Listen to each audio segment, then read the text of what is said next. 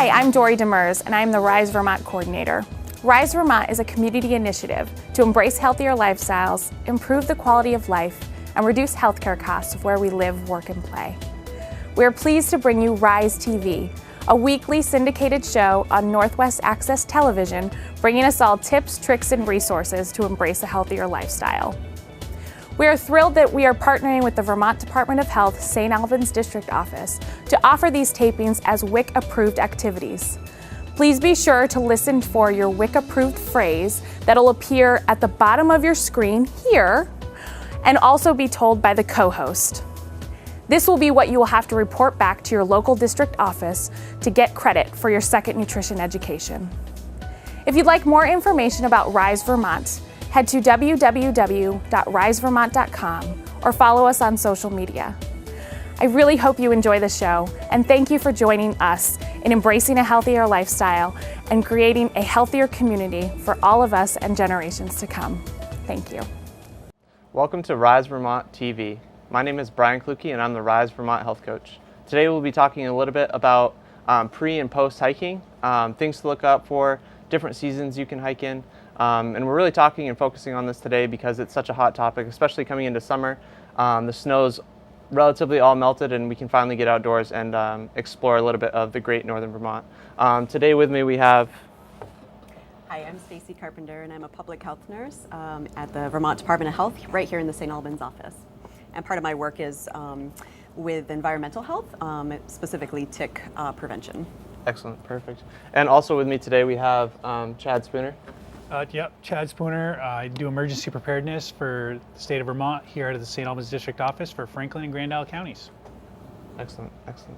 So two experts in different fields, so hopefully we can really talk about a lot of different things. First thing I kind of like to touch on, Stacy's kind of question to you is, just before we go outside, we want to make sure we're protecting ourselves from bugs, insects, the sun as well. Can you touch a little bit on different ways you could go about protecting yourself before you go outside? Yep, so definitely looking at kind of the key component when looking at ticks and mosquito prevention is definitely a repellent. And we usually recommend a repellent that's going to be approved by the EPA or the Environmental Protection Agency. It's been studied quite a bit, so they have different percentages that you can look at when looking at a repellent. And you definitely want to do, if it's a lotion, you want to do it 15 to 20 minutes prior, especially when you're talking about sunscreen, so that it can really get absorbed into the skin. But once applied, most of the repellents are pretty good for a 5 to 8 hour time period. So definitely applying the sprays and repellents outside in a well-ventilated area. Excellent, excellent. And is there, I was actually going to ask a question about reapplying, but you covered that. Yeah. So about different percentages, is there certain ones that come out, if I'm looking at the shelf and I see 10%, does that beat out 30, or what is? Right, so the recommendation is 20 to 50%. So 20 to 50% is relatively good when you're talking specifically about DEET products. And we do have a couple of examples here. So when you're looking at a repellent, for example, this one has the active ingredient DEET, which is on the bottom of the spray bottle. This example is actually 25%. When you're talking about children, up to 30% is recommended. So the American Academy of Pediatrics does say that it is fine to use up to 30% DEET for children 2 months and older. 2 months and older. Yeah, I mean, I usually say if you're talking about young children, always check in with your pediatrician just to make sure. Before, just in case. Exactly, exactly. And a lot of times, if you don't want to apply this to skin, you can apply it to just clothing as well. Okay. But you can apply to both skin and clothing, and just avoid eyes, mouth. You just want to make sure you're not getting those areas. And so you could always spray your hand and then put it around your neck or where there's sensitive areas. Yeah. So that's just an example of the DEET. There are other natural repellents out there that are in oil of lemon eucalyptus, and it's the oils from eucalyptus twigs and leaves. Oh, okay. But again, that is not recommended for children 3 and younger. 3 and younger on that Yeah, one. and when you're talking about your furry friends, dogs especially, just check in with your vet. You know, the all natural products may not be acceptable for animals. For animals. Exactly. So what is usually recommended? Like, would this work on an animal if you were to take a? I would Or just is check in with a vet. Sometimes Okay. the human products may not translate to pets, so just to check in specifically with them. Another option is an insecticide called permethrin, and that can be sprayed to clothing. So if you're talking Okay. about hiking and you're bringing bedrolls, tents, things like that, you can actually spray the permethrin on the outside of it. So again, spraying that outside and then hanging it up to dry before use. Okay. And then just being careful around children and animals. Yeah. Excellent. Excellent. So this was just talking about, for an overview about pre-hike, trying to avoid insects and nasty critters such as ticks, especially this time of year. We're really focusing on that being a highlight, not only of this area, but this region as well. So if you were to venture, past northern Vermont, just to make sure all these kind of rules and principles are transferable through other states as well. So Chad, talking about pre-hiking, we talked a little bit about things to keep bugs away, but what would you need to get ready for a hike here in Vermont? If we're just talking like a day hike. If it's a day hike, there's a few things that you want to put in your backpack. Okay. But before you even think about that, you got to think about what kind of weather you're going to be hiking in, what the terrain of the hike is going to be. If you're out on the rail trail per se, probably a pair of sneakers would be okay. If you're going to hike up at Hardak, you probably want a pair of hiking shoes. Okay. Or the long trail, again, hiking shoes. If it's winter, you may want some snowshoes. If you're going to hike where it's kind of icy, you may want some crampons. You can get those pretty much at any hardware store. You don't need the fancy ones with the 1-inch long spikes. And then, once you have your footwear, what kind of clothing you're going to want. So you want a good, nice, warm base layer and build up from there. You want many, many layers. You can always take clothes off if you're hot. If you got everything on and you're cold, that's all you've got. So you can get colds. And obviously when you're hiking, you don't want to sweat too much. So as you start to get hot, you definitely want to peel off layers and put on layers as you cool down. Excellent, excellent. So looking at a pre-hike, we actually have some interesting things. You're talking about insect repellent, but also sun protection as well. So we have 2 different examples here, which he brought in just of different SPFs. Are there any recommendations that either of you, as far as FPSs, that? Yeah, We're I talking mean, about sun protection. for the most part, up to 30 again. So 30 is It kind of is? the key number. Oh, okay. Just because you have a higher, percentage. There is some value to having a higher percentage, but sometimes with some of the products, you can have more chemicals that are put into it. That are so it may unnecessary. not be necessarily more effective, but 30 to 50 would be fine. Okay. Yeah. Excellent. Yeah. Now, I just have another question. Looking at both of these products, one's for insects, one's kind of for sun protection. Is there one you should put on before? Does that matter? Good question. I don't know if there was. Yeah, I mean, I guess it depends on.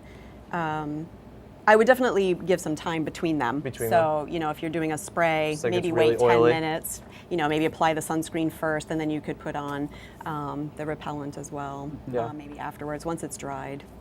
Yeah.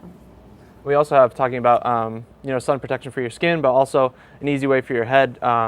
Easily to get burned on the neck, especially when hiking. The sun can be behind you, whether it's in front of you. Kind of burn the forehead. So just bringing a hat is kind of. This is just a great example. Protection all the way around your head and as well from the bugs. Something to keep in mind with hats is that if you're just wearing a ball cap, you don't have the protection behind you as well. And then this is kind of nice. I don't know if you can see it, but there's a kind of a mesh on the top of this hat, just allowing for some nice ventilation on some hot summer hikes, which will be there as well. Another question for you, Chad. So if you're preparing, you were talking about pre-hike, pre-backpack even, different types of hike. We talked a little bit about footwear. What about hydration? Because that seems to vary. Yep, you definitely want to carry more water than you think you're going to need. So More than you think. Yeah, more than you think you're going to need. So there are a couple great things you can have. You can have an Nalgene bottle. Those are usually $5 to $10 for one of those. They're have kind them of as an fancy. example We also have, there's camelbacks. Some people have ones for the back or for the hips. Those are even more fancy. They're $60 to $70 probably. The one I personally like to use is just a gallon milk jug that's been washed out and cleaned. Do you have that as well? Yep, what I'll do is I'll fill it a quarter to a third full, throw it in the freezer, let it freeze, and then when I put my water in there, it keeps it nice and cool. And that's pretty cheap. That's just recycling what we got. Yeah, excellent. These are just some great ways to carry with you. I mean, imagine this, whether it's a day hike, you don't necessarily have to have this full either, but if it's more than you need, you know, half full, you could carry this with you even, if it is a shorter hike. And now talking hydration, you said we definitely want more than we need for that, but even in a day hike, you know, I have a tendency, if I'm going for, let's say, a 6-hour hike, you know, at a moderate pace, to get a little hungry. Do you have any recommendations on snacking? Or? Yep, you want things that are high in protein and have quite a bit of salt. Your sweat is mostly water and salt when you sweat out, so you want to put that back. So a couple good things, high in protein and salt is beef jerky.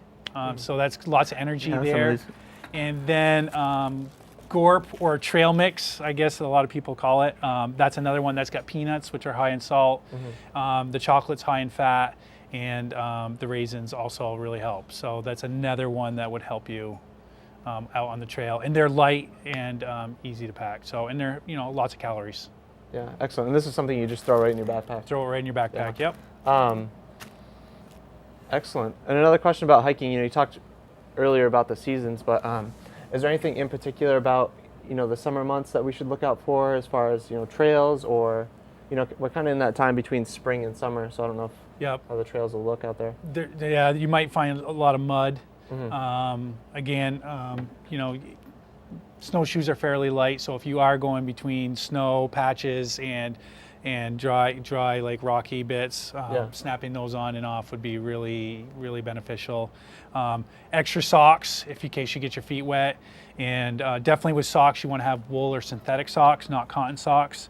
So cotton, when it gets wet, it gets cold, and wool socks will stay warm when they are wet. So that's another thing, having an extra pair of socks is important. Perfect. So if someone were to initially, you know, we've got a couple of the basics here as far as skin protection. You talked about footwear, but I'd like to go that in a little bit more. When you're talking footwear with hiking, it's important to know kind of the different styles of shoes. While we don't have examples here today, we could talk about a few different options you can get for the summer. Would you like to talk a little bit about that? Yeah, we have sneakers you can use. I would never ever hike in flip-flops. I know plenty of people that have gotten blisters between their toes. They think it's an easy hike. It's not a big deal, but as your feet sweat, that starts to rub on the parts between your toe.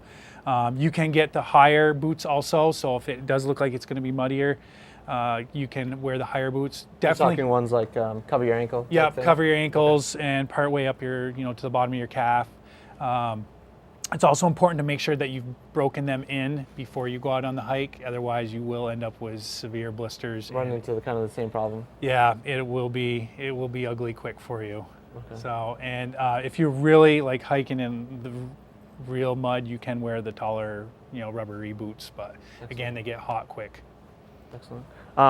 Another thing to touch on about shoes is, you know, depending on your own fitness level as well when you're going on a hike, is if you were to wear ones without ankle support or with ankle support, that can kind of help you stabilize. I know with some individuals that kind of helps them, just having that ankle support, just going up and above, and that when you lace it, it'll kind of go all the way up there as well, to the top of your ankle. Do you have anything else you'd like to comment on about pre-hike? I guess the only other thing, if you know, just to be aware when you're on the trail of any tall grasses, woody areas, a lot of undergrowth. That tends to be areas where you might see a lot more of the ticks. So just be aware of that. Stay on the trail, and if you know you're going to be in those areas, long sleeves are best. Long pants, and then socks that you can actually bring up and over the cuff of the pants to kind of protect the skin. Exactly. So. Perfect. Yeah. And today's certified WIC activity code is Fun Hike. And you'd mentioned that, so something interesting also, you mentioned colors? Yeah, so light colored clothing is best. Ticks tend to be a brownish, blackish color, and it's easier to see them actually on your clothing. Just as like a contrast, if you pull up your sleeve, like, whoa, 30 ticks. Okay. Exactly. Excellent. Do you have any additional comments pre-hike? Just a couple other things that you might want to put in your backpack just to think about. A first aid kit. You never know when either you may need it or you will run into someone else that also needs it. And they don't have to be expensive. You can pick one up for $5 to $10. That's one that I keep in my car also. So as I get out, I'll just pull it out of my car and throw it in my backpack. Yeah. So I kind of use it. You don't have to buy one for each instance, but Yeah. it's just there. A whistle. If you whistle, if you are lost, it's easier. It travels much further distance, and it's kind of a signal that you do need help. So definitely have a whistle with you. And I carry duct tape is one of the things I carry. I never leave home without it. Okay. And you know, just again looking out what the weather's going to be. If it looks kind of cloudy, bring a raincoat, poncho. Again, just something that you can use. If you don't have either one of those, I mean, you could transform a garbage bag. I mean, I've done that Yeah. before. You know, just cut a hole for your head and a hole for your arms, just to keep your core kind of dry. Those are probably the major things that you should look out for. Excellent. Well, thank you guys for, we were talking about pre-hiking today. Got some excellent information, so I think I feel confident going out and protecting myself. Thank you.